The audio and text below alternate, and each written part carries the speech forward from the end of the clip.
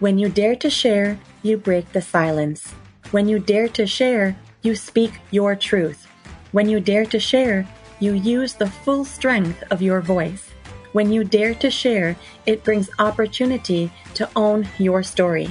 So tell it, be heard, and at the same time, your sharing is someone else's learning, inspiration, motivation, empowerment, and hope. There's always an element to each of our stories that remains a secret. For some, we feel it's a dirty little secret. Dare to share your untold story exposes these secrets in a welcoming and positive way. I encourage each of you out there to dare yourself to share what is yours to tell. When we dare, it is the courage to do something really important. Let this be a vow to each and every single one of us that we take risk, we brave, confront, and face what is, while inspiring and empowering all communities. So let's break that silence and tap into mental beauty. This is Salima Jadabji, your podcast host, a practicing social worker, and your mental wellness connoisseur. Welcome to the Dare to Share Your Untold Story podcast, episode number 90, The Torment of Workplace Harassment Inside a Toxic Workplace. To all my fellow listeners, before we get started, I'm just dropping in a note to give you a heads up that this podcast might be emotionally triggering for you. We do invite guests onto the show who share openly about extremely difficult life moments with exposure and impact of what the struggles have been like. The intensity of each episode could have a variable impact on your emotional and mental well-being based on your own personal story. If at any point the topic becomes uncomfortable or upsetting to you in any way, please do not pressure yourself to listen. Instead, be kind to yourself, do some self-care, and perhaps give another episode a try. Today, I have the pleasure of introducing our courageous and daring guest, Stephanie Hanley. Stephanie holds a Bachelor of Science in Psychology, a Master of Social Work degree, and a graduate certificate in Youth Justice and Interventions. Over her career thus far, she has worked with children and adolescents in education, custody, healthcare, and nonprofit organizations, while at the same time navigating her own journey with anxiety, toxic behaviors, boundary setting, and mindfulness. She is an advocate for the importance of well-being and reducing the stigma around mental health, wellness, and treatments. Stephanie currently practices social work at Dare to Heal Let's Talk, and primarily works with children, tweens, and teens. Stephanie has always had a passion for working with children, particularly those with exceptionalities, those who are at risk, and or experiencing mental health challenges. She loves to incorporate innovative and fun ways to engage with and support her young clients during their time together. Hey, Stephanie. Welcome to the Dare to Share Your Untold Story podcast. Thank you. So excited to be here. Thank you for coming on. You're a trooper, my friend. You're a trooper. What's really exciting for me is that being on the team at Dare to Heal and your willingness to be like, yeah, I'm ready to be a guest. It's really fascinating for me, but very humbling as well.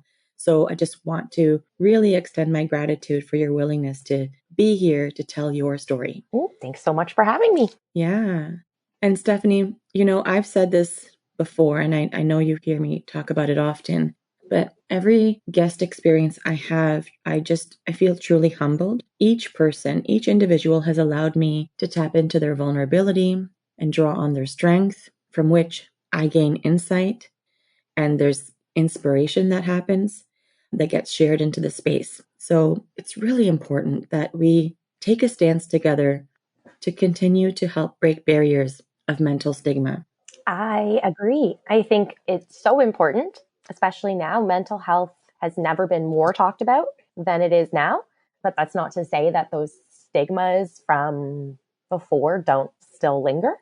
So I'm all about anything and everything to try and break down those barriers and make, mental health, even just mental wellness, the idea more widespread and reduce some of those negative associations that inevitably follow. You're right. And we have made quite a bit of progress in society about breaking down barriers of mental stigma. And it is so true that it is so much more talked about now than it ever has before. Yet there's still so much more that needs to be delayered. And so that's truly why I continue to strive with this podcast and have people come forward. And that's what it's all about, really. This podcast is about really bringing forward those untold stories that people go through, whether it's directly about a mental health struggle or something else. And no matter what the story, there is impact on one's own mental health in some way, which remain tucked away. And so I know that you're aware of what this platform serves. It's really meant to serve in a way to break these barriers of mental stigma that have been conditioned in our society. And so today, my hopeful mission is that for both of us to continue to be a team and encourage people to share and tell what individuals typically have reservation to express. And of course, as you know, I continue to bring forward a trend called the mental beauty rethink. So I'm curious about what comes to your mind today. I'm sure you've thought about this many times in different times of working together. But what comes to mind when you hear these words, the mental beauty rethink? I think about the variance and the differences in how our minds operate, and that there's beauty in that. So I think we might have similar experiences, or we're able to relate to each other in some way, but how we can relate to each other can be different. So let's take sadness, right? You and I have both experienced sadness, but in potentially different ways. So I've experienced something maybe a different way than you have, but we've both led us to feel sadness. So even though those paths were different, we can still relate to each other and can support each other.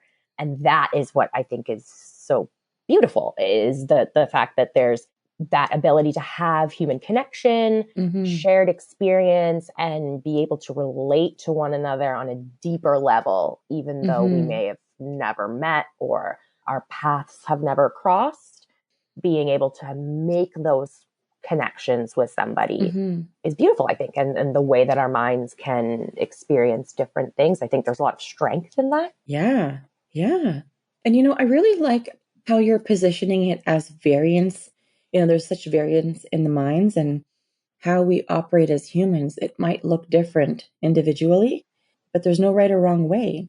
And I also really like how you're able to connect to the part about we can all have our own experiences that might not be the same, but they're all relatable. Like we can relate to each other. That also shows that there's so many possibilities to function as a human, and amplifying human energy and that connection and moving away from labels and connecting to individuality is really what I'm connecting to in your message. Yeah, I think at the end of the day, I mean, we're all human. We all have busy things, busy lives, things on our plate, but we're all human, and we all have the same fundamental emotions or experiences that may differ in how we received them, but we're all capable of feeling sadness, anger, grief, happy, whatever it is. Hopefully that leads to some empathy and compassion. Sure. And that just across the board makes the world a better place, being able to be compassionate and empathetic to others. And it's not necessarily something that takes a lot for us to do. Like I said, we're all able to feel the same emotion, and so we should be able to kind of have that compassion for others.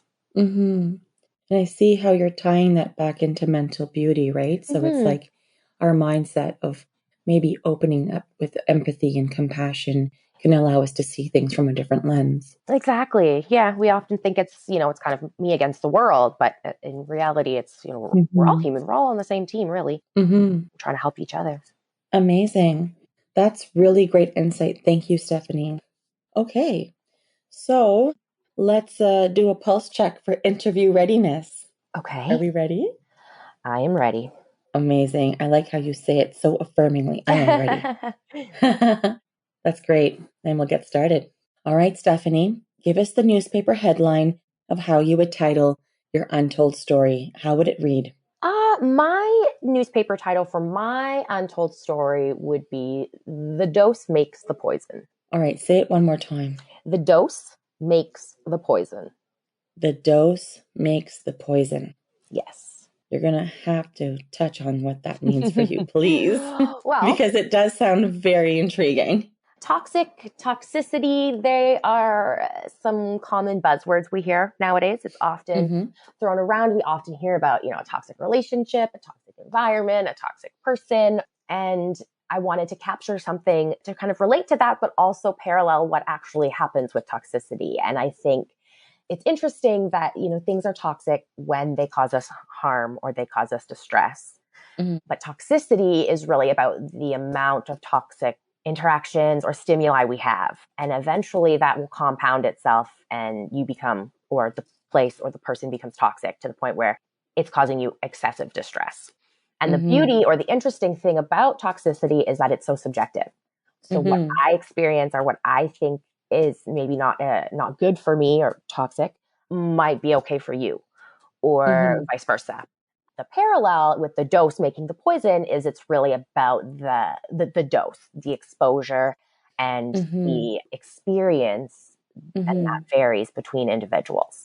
So I thought it was a really nice way to kind of play on some popular buzzwords that are around now, but also highlight the mechanism of which, toxicity works, but then also highlight the subjectivity and how individualized it can really be. Right. And so essentially, like I'm hearing you say that level of toxicity is when it wreaks havoc, right? And when it's having that negative impact on you. Yeah. I look at it as sort of, if you're taking a toxic substance, let's say, and, you take it once, it makes you feel sick. You take it another time, it makes you feel sick. Over time, the more you take it, the more sick you feel. It isn't until you're constantly feeling sick, you're constantly feeling those effects that you realize, oh, wow, something's not right here. That level or that threshold is going to be different for me than it is going to be for you. Right. Everyone is affected differently. Exactly. They're impacted differently. Exactly. And sometimes we're really able to kind of brush off those small individual doses that might be toxic because we don't see them for what they are, or right. But the accumulation. But it's that accumulation. And then sometimes it affects you in completely different ways that you might not think of. Yeah. Like the impact in the subtleties that you might be impacted by might be different from the subtleties that I'm impacted by, but we might both experience the toxicity. Exactly. Yeah. And then how you experience that toxicity can differ too. Right. And when I say very cool, I don't mean like very cool, like you had this experience, but very cool that we're able to dialogue about how this becomes a framework of how this could become, it could branch out into so many different experiences. It can be embodied in so many different ways. Yeah, it can. And it's really applicable across the board. I mean, like I mentioned before, you can notice patterns in relationships, environments, people, behaviors across the board. Things can impact you in ways that build up and eventually can kind of wreak havoc in unsuspecting ways. Right. Okay. So this just makes me want to dive right into your untold story because I know we're going there now. It's like I can see how warmed up you are. I can really sense it. So then let's go for it. So tell us more. Give us your snapshot. What's your untold story all about?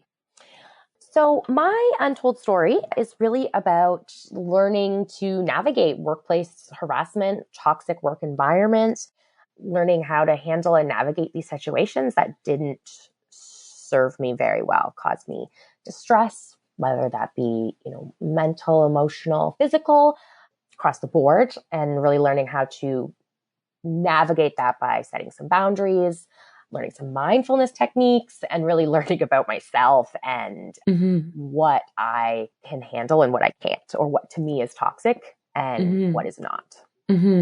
So with the harassment and the toxicity in the workplace, was there also any bullying? There was, and I perceived it, and my experience was that there was definitely a power difference, and that was definitely used as a way to guide my behaviors or guide the potential outcome, which may not be in line with how I would have done things or how I would have or wanted them to be done. Okay.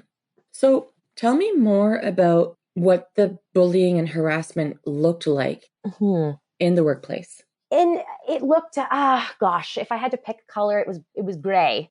It was exhausting. It was very draining emotionally. It was draining physically. I mean, it was not a physically demanding job. My role was not in any way physical, but I was physically exhausted by the end of the day.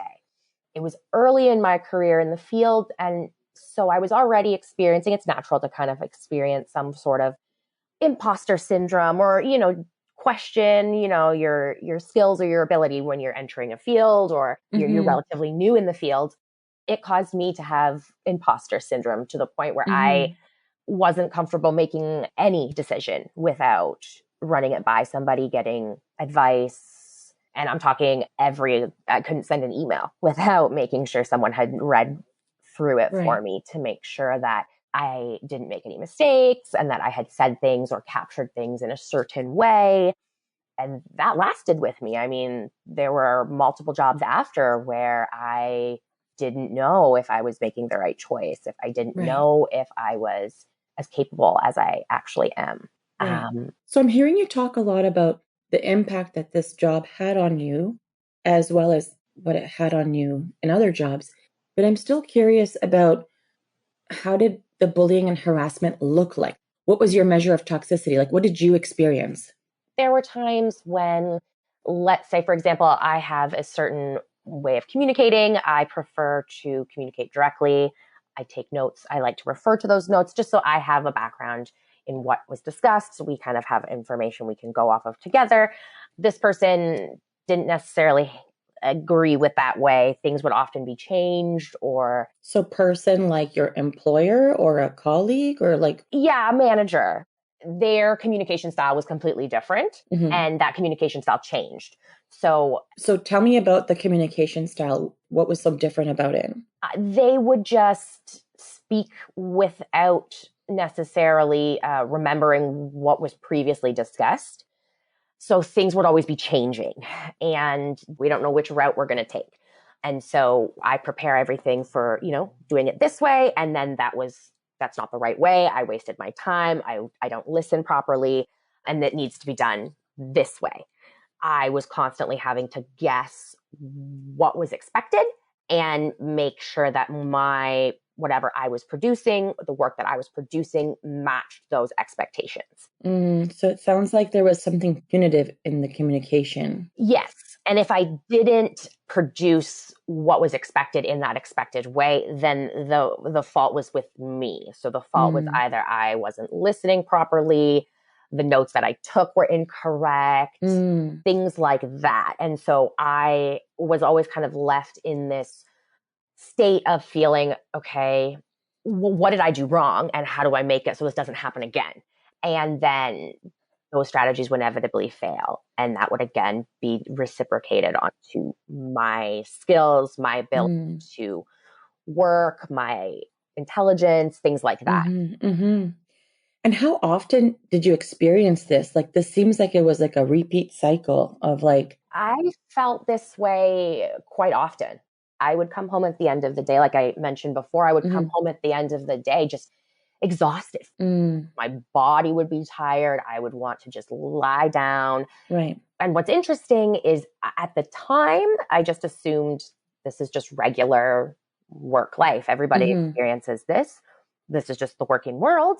And you grin, bear it, and you move on and, get on with your day. And so you didn't even realize that something was even wrong. You were thinking like, this is what work life is all about? Is that what you mean? I had no idea that you weren't supposed to come home at the end of the night and cry, or even cry during the middle of the day. You're at your desk. Right. So you had no idea that this wasn't normal. You were just somehow thinking like, I'm not equipped to deal with this. I don't have what it takes to operate the way I'm supposed to. Correct. Yeah. I had Oh my goodness. I had no idea at the time. I didn't recognize that these behaviors for me were toxic. They were building up in my body. Like a slow build. Exactly. And I was becoming myself. My body was becoming toxic.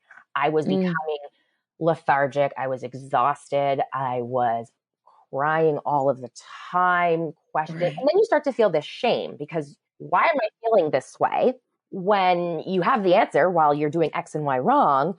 Yeah. And then you start to feel shameful about, well, I don't know how to fix that because Mm-hmm. I didn't realize that was even wrong. So what we know about guilt and shame is like with guilt, we can feel remorse for something that has occurred and go, oh gosh, I made a mistake. Mm-hmm. And then you can take steps to rectify it. If you hang out with guilt and guilt hangs out with you for a long time, it can translate into shame. But sometimes individuals experience shame from like the get-go, depending on how intense an experience is. And shame isn't, oh, I did something wrong. Shame is, I am wrong.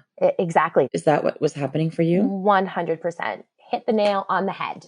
Mm-hmm. That was exactly my thought process, Wow. my experience. And like, what else? What other behaviors were you like contending with? Because like that communication and that kind of bullying, like, my expectation is different today and it was different yesterday. And what I said today is the valid point, but what I said to you yesterday doesn't count anymore. Like that must have been so confusing to sort of keep up with. But then what else did you notice, or what else are you able to recall in terms of like behaviors?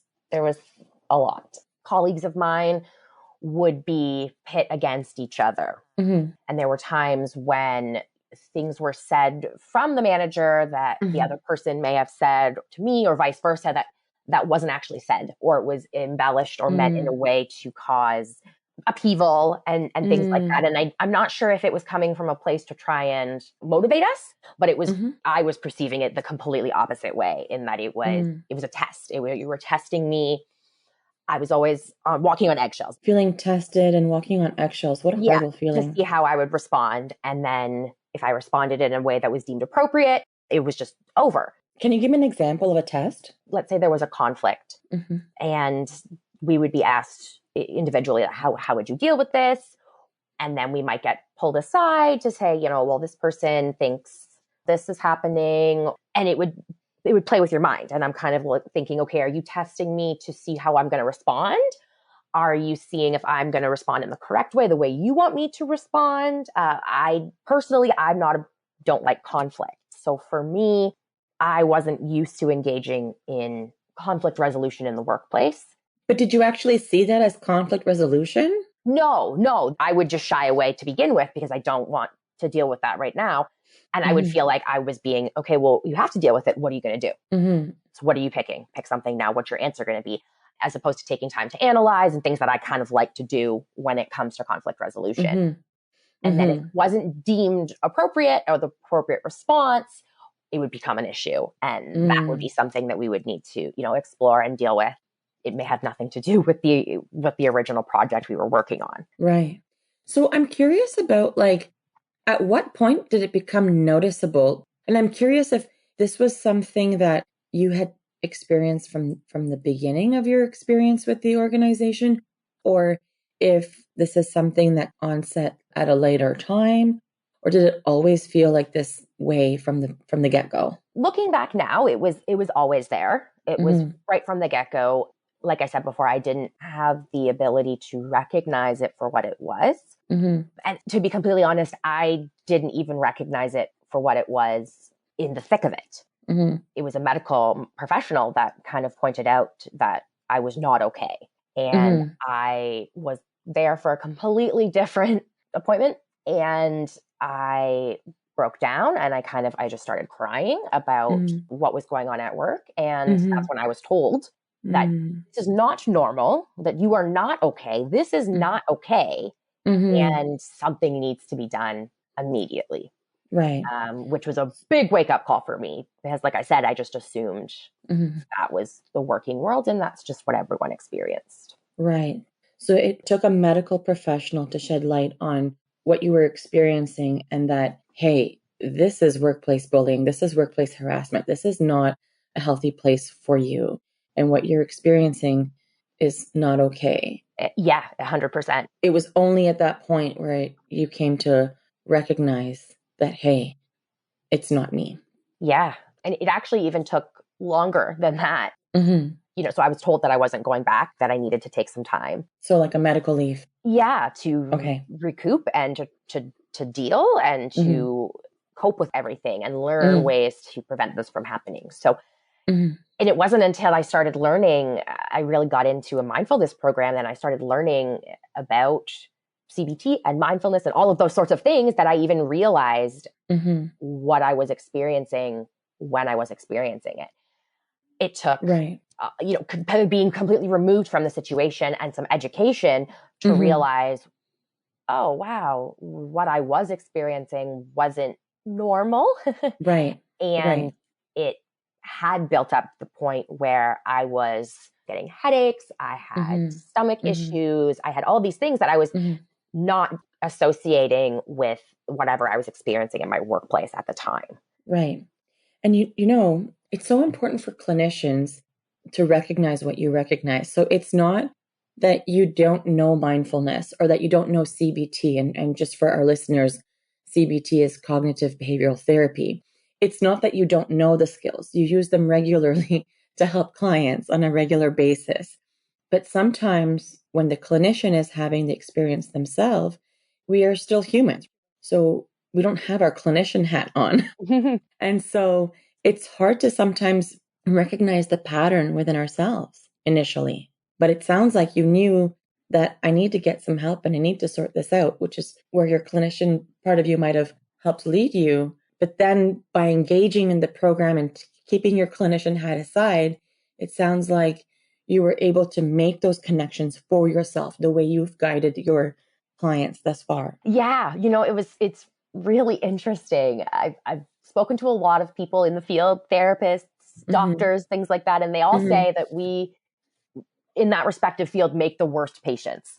And so I totally agree. Here I am, talking about the benefits of CBT and mindfulness and all of these things, and I'm like, I can't even recognize it in myself. Like, what is going on?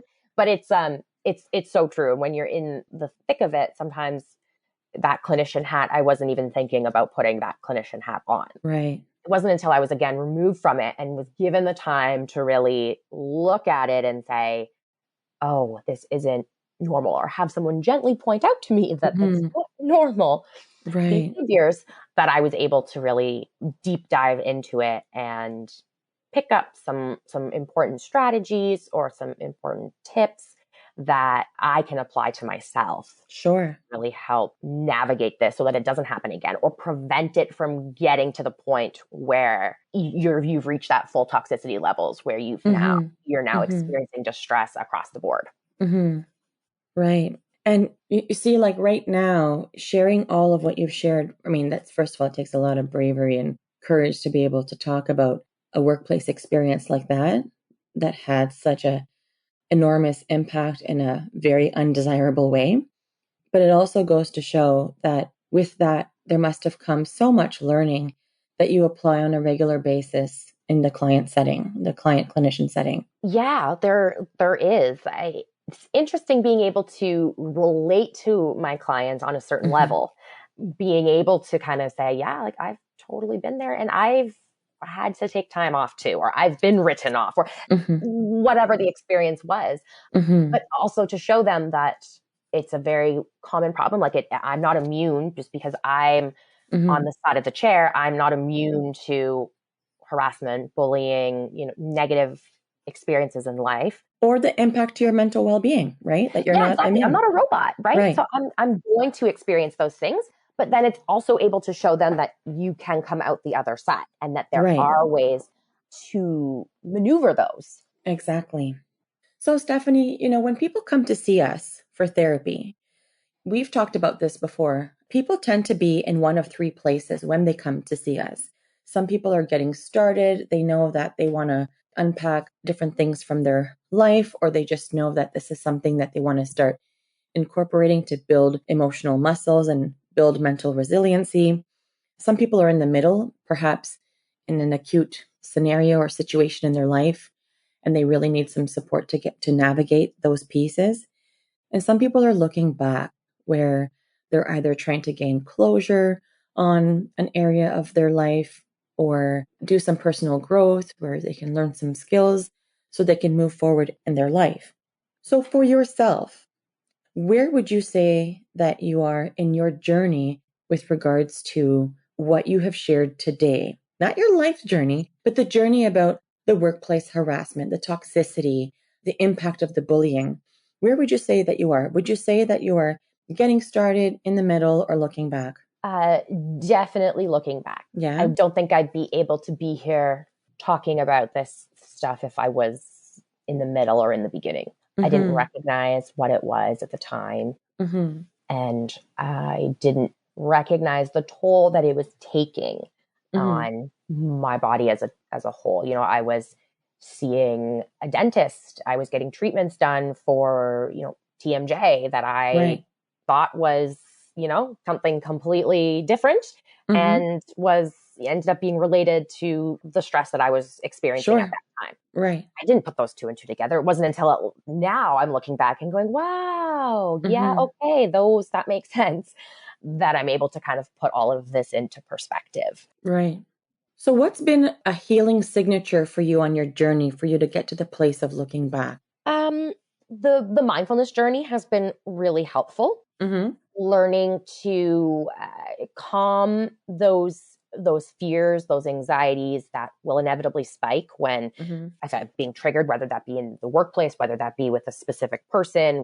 Learning how to calm those triggers has been really helpful. Has also opened my eyes to what some of those triggers are that I necessarily didn't think. Right. And work through them. Were there before. And work through them. Yeah. And so what do you want to remember about the process of your healing journey to remind you that you're looking back? The honoring and emphasizing and putting in place those boundaries that I have set now. So I didn't necessarily have boundaries before, and now I do. So if there's a behavior or if there's an interaction or if there's something that causes me distress, I now address it because I am aware that it's these sorts of things that will eventually build up and lead to total toxicity. Right. And by that point, you've got a full plate. It's easy to kind of work with small things on your plate at a time. So really honoring those boundaries that I've put in place. Right. It reminds me where I was, what the work that I've done to get to where I am. Yeah. What a great remembering for yourself. Thank you. Yeah. So Stephanie, you have been through quite the journey with this type of stress, right? Like the workplace bullying, the harassment, the toxicity, having to navigate those thresholds and understand them, not understand them, deal with the nuances, the subtleties. You've described a lot about how you were impacted, right? So physical symptoms that you experienced, the toll it took on your mental well-being, the anxiety response, and how much exhaustion that you felt.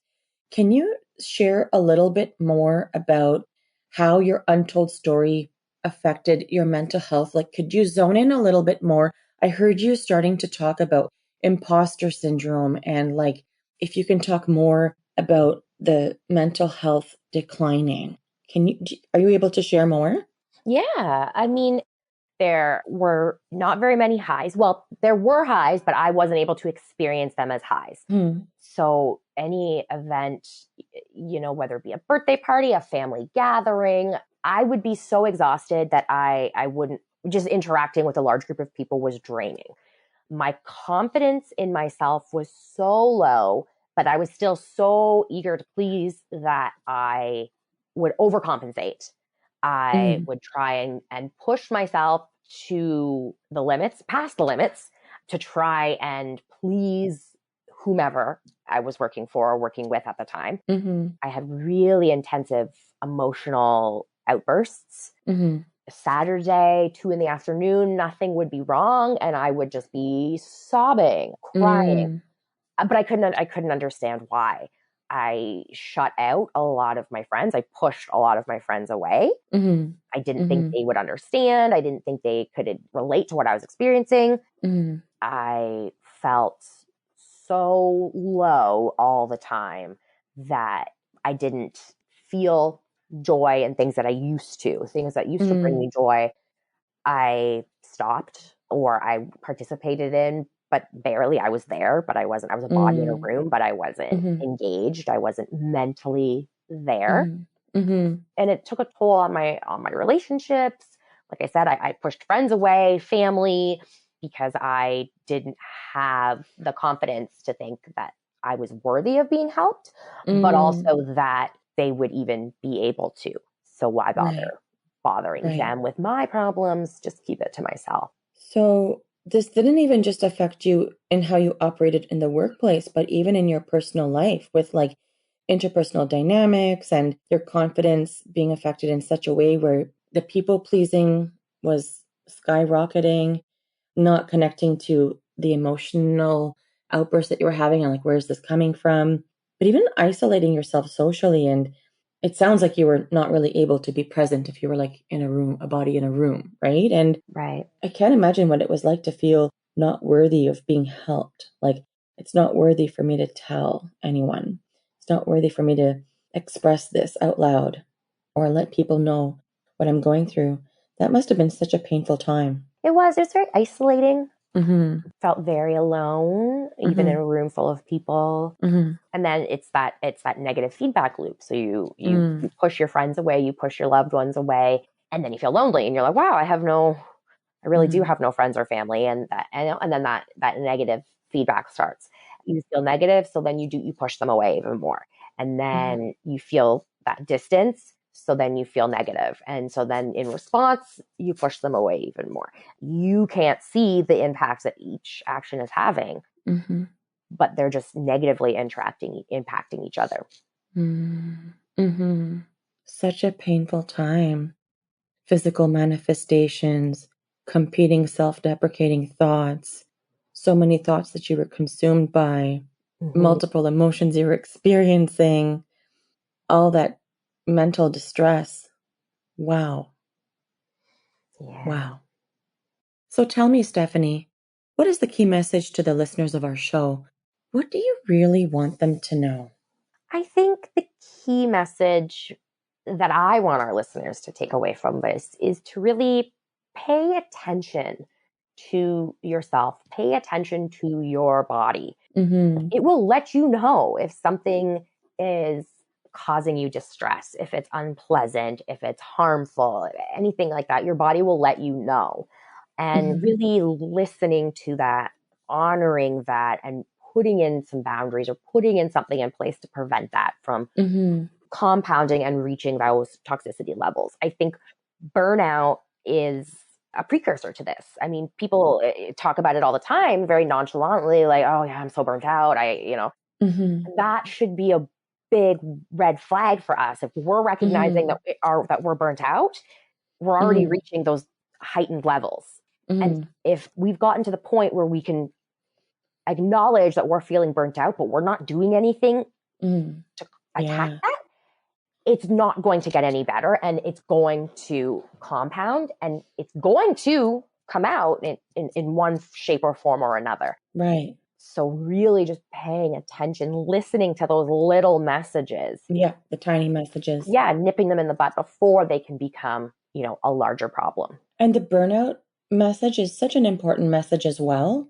Listening to your body, paying attention to the subtleties, understanding the signals, taking the time to do that, but also the burnout, right? Like, as you said, if you're using words like I'm burnt out, then yes, that's a red flag, which means it needs to be addressed. Take action is what I'm hearing you say. Yeah, yeah. Mm-hmm. Because that tells me that those levels are heightened enough that you are recognizing it because you're experiencing it, but you're not necessarily maybe doing something to curb that because Yeah. we've just accepted that burnout comes with modern day working world. Right. That's not necessarily the case. So really listening to your body, and it gives you those warning signs, really Mm-hmm. paying attention to those. Right. And would you say there's any other message that you think is important for the listeners to know?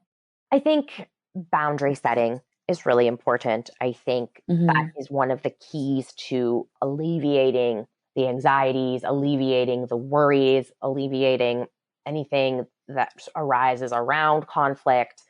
Really allows you get to be the boss, you're in charge, you get to draw that line in the sand where you determine is acceptable and not acceptable for you. And so the importance of that, it can be uncomfortable, Mm-hmm. it can make us feel uncomfortable, in the moment, in the moment. but it has better impact. It has greater impact in the long run, right? Exactly. Mm-hmm. And so a little bit of uncomfortable feeling or a temporary emotion for long-term gain.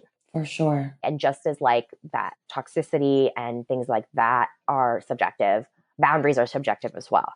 So what is a boundary for you may not be a boundary for somebody else, but that's okay. They're both right. Right. Right. What are the lines that you're drawing in the sand, right?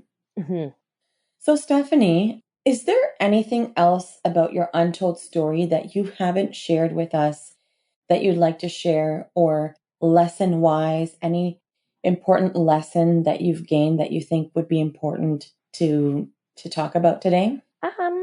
One last message I think that is important is that to recognize that, and I fell to it as well, that our working world should not be filled with strife and copious amounts of stress and unpleasantries.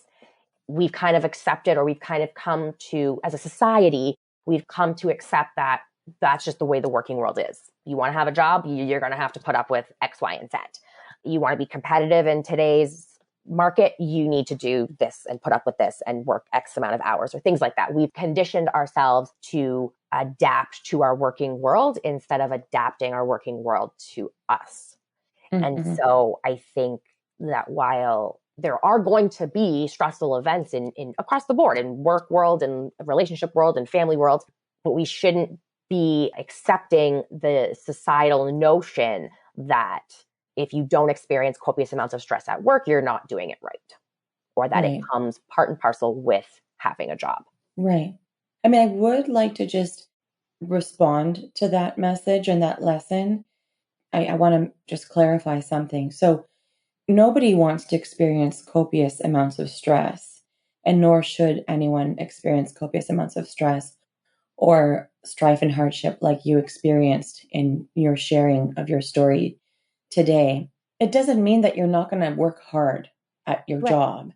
It's not that you're not going to be dedicated and put all your heart in. It's not that sometimes work will be imbalanced, because sometimes that's just how things are. But I know that what you're referring to is that bullying and harassment and toxicity are measures that are subjective. So you have to check in with it's important to check in with yourself and really connect to your experience, and then utilize your conflict resolution skills and your boundary setting and your own inner awareness to convey your needs and what you're willing and not willing to tolerate, and what you are and are not able to manage, and being okay with that. Yes, exactly. Awesome. As, I fell prey to that. Right.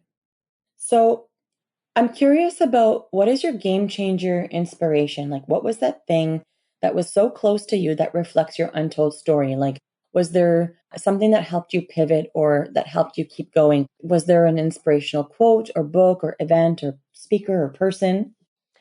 I did actually. I found this really interesting quote that I kind of used as my mantra, and I use it now all the time with clients, with my friends, just with everybody that I meet. And it's by Joyce Sunada. And it says that if you don't make time for your wellness, you will be forced to make time for your illness. Say it one more time. If you don't make time for your wellness, you will be forced to make time for your illness. And I really related to that because that's exactly what happened. I was forced to take time because I had reached illness levels. I was forced to take that time to really look at it. And it ended up being part and parcel to not taking care of my wellness all those times ago. Right. It is such a powerful quote. I love it. I use it still to this day. That's great. What an excellent quote.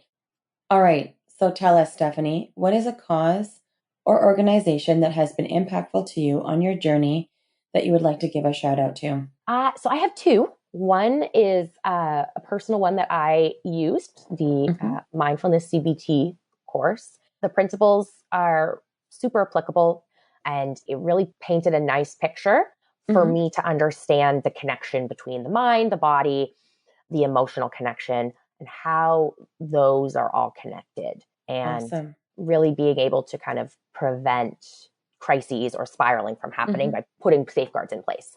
Right. So that was the first one. And the second one is an organization that is very close to my heart that I want to give a shout out to. And that is Kids Help Phone. All right. I work a lot with kids and they're a great resource. They're always available. And they're not just on the phone anymore. They do texting, they do computer chat, they do everything. So they're really accessible. They're so updated with the tech to suit young minds, right? They really are. And that's great. Really accessible, completely confidential. And the amount of resources they offer is incredible. Okay. And how can people connect with you if they would like to? How are you findable? I am findable on our Teams page on our website. You can find me there. You can also find me, you can email me or find me on Facebook. Awesome. Yep. And we have all your stuff, obviously. So people will be able to find ways to click and find you for sure. So, Stephanie, guess what? What? The time has come for me to tell you that you have just dared yourself to share. Yay! Congratulations. Take a breath. Yeah, that's it. And while you continue to breathe, Stephanie, I would just like to take a moment to express my gratitude for the deep story shared in this space today. First of all, you were so brave to share such a personal and intimate experience, allowing yourself to be exposed with your professional workplace encounters, what you went through, what you tolerated, how you coped, and how you managed to connect to your inner knowing and come out the other side. This is such an essential story to share and to be heard, as it will encourage others to recognize their own journey of unjust workplace matters. I am truly grateful to have been able to hear and witness your story today. So thank you for the deep conversation and for all the daring and sharing. Thank you so much for having me. It was a blast. Amazing. And once again, Stephanie, thank you for being part of Dare to Share Your Untold Story and helping to be a voice in breaking down the barriers of mental stigma.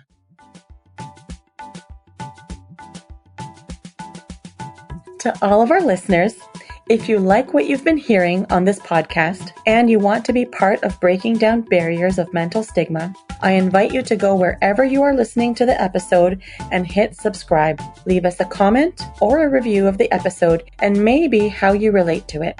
To learn more about what we offer, visit www.daretoheal.co. And if you are feeling ready and brave to share, please submit your story by visiting www.daretoshare.co. Thanks for joining in.